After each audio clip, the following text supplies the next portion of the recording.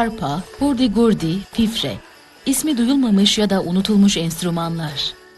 Boğaziçi Üniversitesi Albert Long Hall Klasik Müzik Konserleri'nin bu haftaki konuğu sıra dışı ve eski çalgılar topluluğuydu. Topluluk, geçmiş yüzyıllarda kullanılan nadir ve egzotik enstrümanları araştırıp bugüne taşıyor. Many instruments are now out of fashion, and we have an interest in these old instruments. A lot of the instruments originally came from the Middle East, from Turkey and from Iraq and Persia, and they moved through Europe and became popular in Europe. It's very interesting to try to understand how they played those instruments, why, and there are books left to us which describe techniques and rules and regulations. But at the same time, we have to look at a lot of pictures because that gives a lot of idea about social context and things. And so it's a very interesting kind of research to put all these things together to try to understand how that might be different from today. Sadece eski enstrümanları değil, dansları da yaşatan topluluk 27 Kasım'da 9 günlük Mucize isimli gösterilerini sergiledi. Gösteri, Shakespeare'in Globe Tiyatro Kumpanyası'ndaki baş aktörlerden biri olan Will Kemp'in 9 günlük yolculuğunu anlatıyor. 17. yüzyılın başında kumpanyadan ayrılan Kemp, ilgiyi üzerine çekmek için sıra dışı bir yol bulur. Dans ederek 9 günde Londra'dan Norwich'e gitmeye karar verir. Topluluğun üyelerinden Stephen Player, Kemp'in yol boyu sergilediği Morris adlı dansı bugünün izleyicisine sunuyor.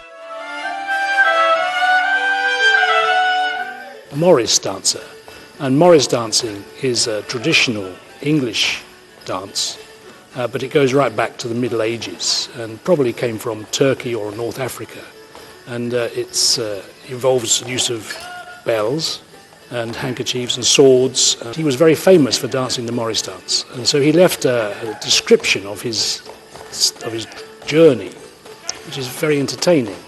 And so we are interested in the music from that period, so we thought it would be a very nice program to put the music and the dance together and to make an entertainment based upon William Kemp, who not many people know about, but was very famous in the 16th century.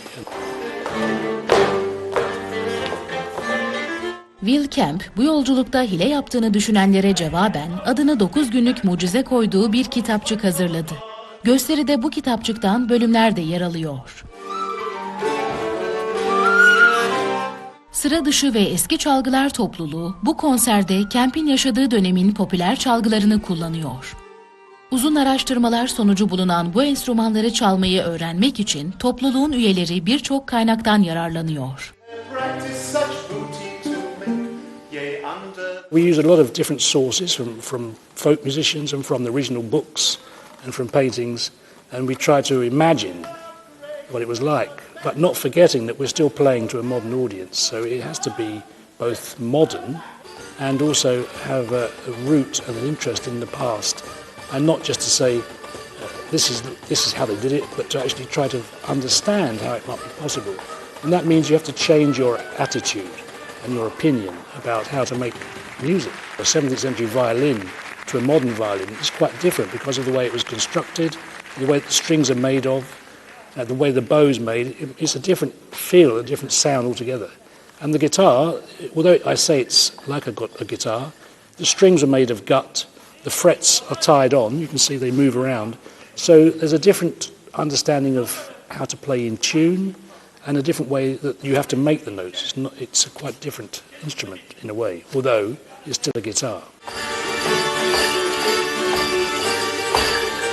400 yıl boyunca hayranlık uyandırmış ve hala eğlendirme gücüne sahip Will Kemp'in yolculuğunu hafif dans ezgileri ve Elizabeth döneminin zarif müzikleriyle anlatan topluluk izleyicilerden büyük alkış aldı.